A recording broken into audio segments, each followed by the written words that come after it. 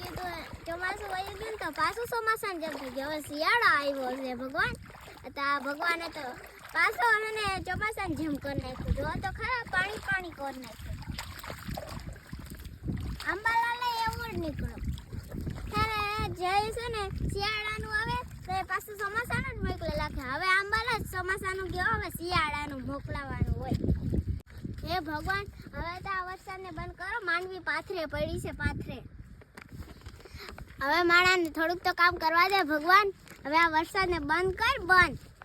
હવે શિયાળો આવ્યો, શિયાળો. હવે શિયાળો તો છે ને આખો ઠંડીનો કાઢવાનો હોય, એને બદલે તો વરસાદ વેર્યો. હજી તો ઓપલાને ન થવા દીધું. તા તો પલારી નાખ્યા, પલારી.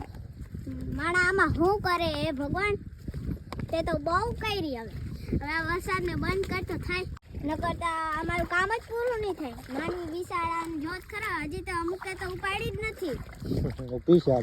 આ મૂળ એક તો માન જેડા હોય ને એમાંય પાછું આ બખેડ નાખતું. આમ ના હાલે હો. હમણાં કરે શું તું કે અમુક ગામમાં તો અંદર પાણી ભરી ગયું છે. તો તમારા ગામમાં કેવો કોઈ એ કમેન્ટમાં લખી દેજો. અમારા ગામમાં તો જો વાડી વિસ્તારમાં તો વરસાદ થાય છે.